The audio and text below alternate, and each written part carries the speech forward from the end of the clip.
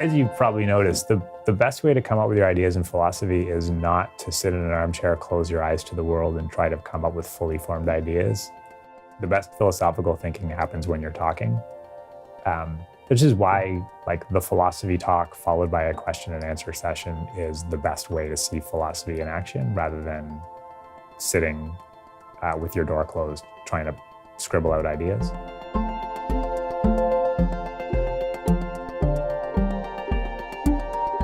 So I tell people that I study business ethics.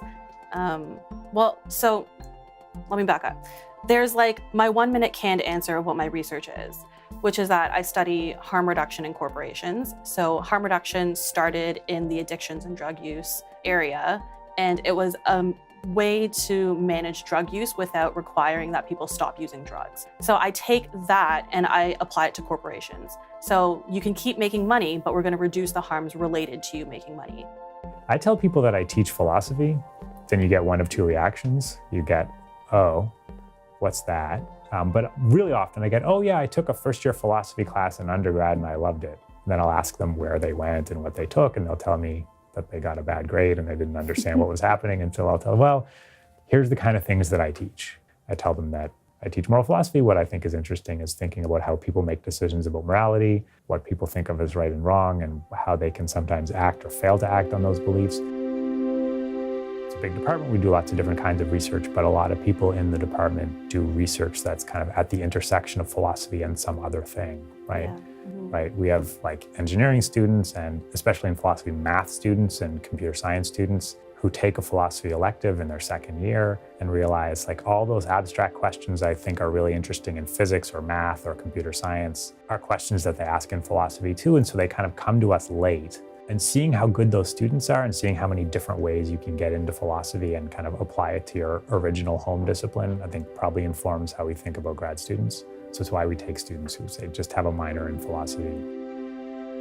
Yeah, the popular image of philosophy is, Descartes sitting in front of his fire in the armchair, closing his eyes to the world and meditating. And it's dark. It's always dark. Yeah. There's a fire. Maybe he's lighting a candle until it melts. But that's not how it actually works in practice. Philosophy is most exciting when you're talking about it. The challenge in philosophy is to, once you're done talking about it for a while, to go back and to be able to write it down.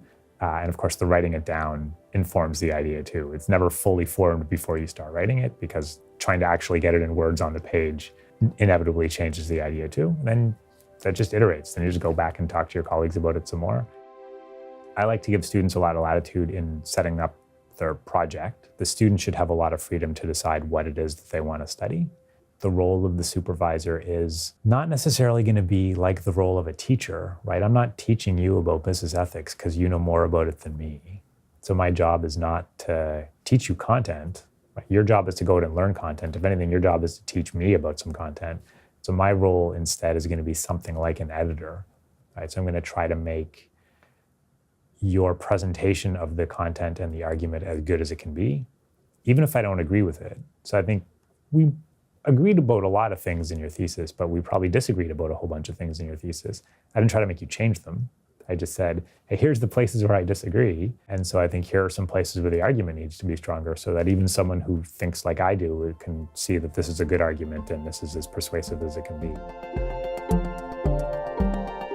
I came here because Waterloo is one of the only programs that accepts master's students who don't have a background in philosophy. Because my undergrad was in business, and I wanted to do business ethics, but I didn't have the philosophical background to be accepted into other schools. So Waterloo kind of took a chance on me. I stayed in the PhD program though, because the department does really boundary pushing work.